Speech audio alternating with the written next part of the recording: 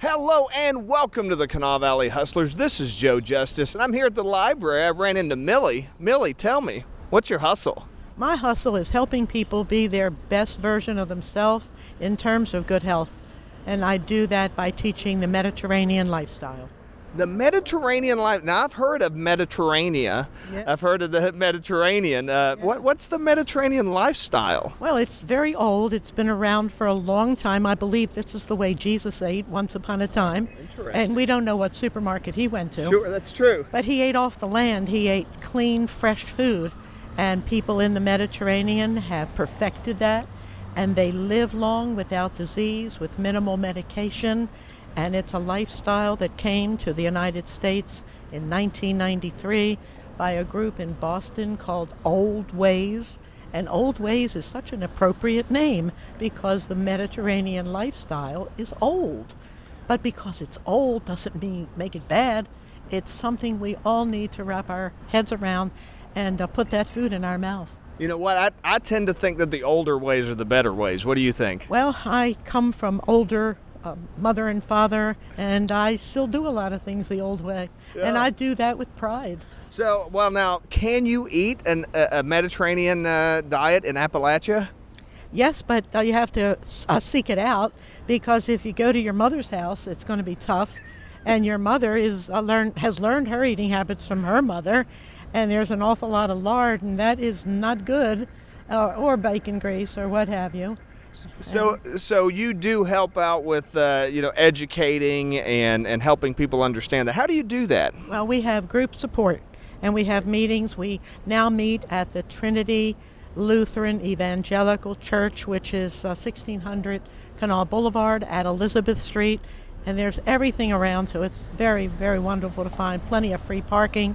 We do that Thursday morning at 10 and Thursday night at 5:30.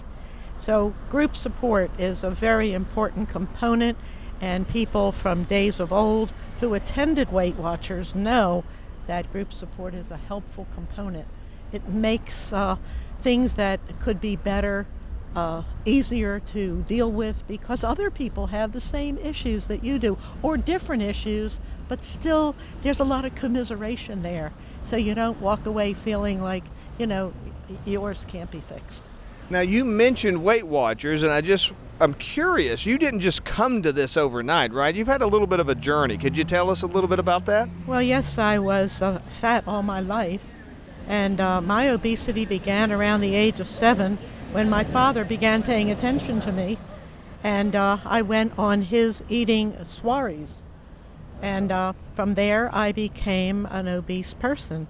I started taking diet pills at the age of 11, which might sound a little weird, but it was forced on me by a family member who knew nothing but abusive words. And so I tried every diet, everything that came down the pike growing up in Baltimore.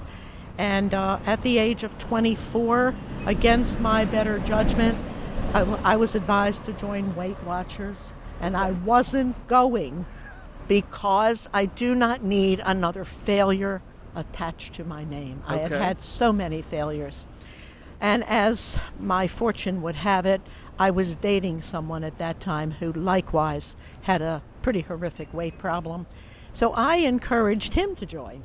Okay. Because see, if he goes and he finds out that it doesn't work, and then he tells me, I don't have to go. I had it worked out scientifically. Yeah. Sounds like you had it all figured out. Yeah. And so after 8 weeks of begging him to go, because he always had another excuse on Thursday night, and that's the very, very few meetings back in those years, in the early founding years. And finally he went. He joined September 1st. 1966, and I knew that was the evening I was going to get the truth. And when I got home, and I did work late on Thursday night, that was not just a made-up thing. And when I walked into my apartment that I shared with my mother, she handed me the phone, and Harvey said to me, "You're going next week." And that wasn't the answer that I wanted, but that falling in love stuff. I said, "Okay, honey, fine." Okay. And then after I hung up the phone, I said a few choice words that I should not repeat here. And then I did something that'll sound familiar to anyone who's ever started a weight loss journey. I ate as though a famine was going to fall on Baltimore City for 1 week prior to when I joined. I joined September the 8th. I hated my leader. I hated her dress. I didn't want to be there. Harvey lost 4.5 pounds his first week, and I didn't believe that because I thought they were lying to him to lie to me. Yeah. Because I was so angry. I was just angry. I had a chip on my shoulder. Why couldn't I be a normal-sized person? And then the following week when I went back and I followed it. You know, when I joined, I followed it. I lost 3/4 of 1 pound, which is like a breath of air. Doesn't even count. Doesn't even register on a scale. Yep. And I was encouraged to stay with it 1 week, one more week. But I didn't cheat that week that I followed it.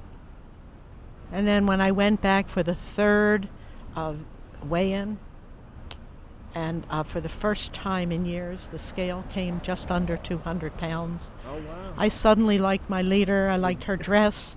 I liked the room. Changed your whole perspective. Yes, and I actually thought maybe there's hope for me. That's great. That's great. And you've taken that and you started a Weight Watchers franchise, right? Well, I didn't start a franchise.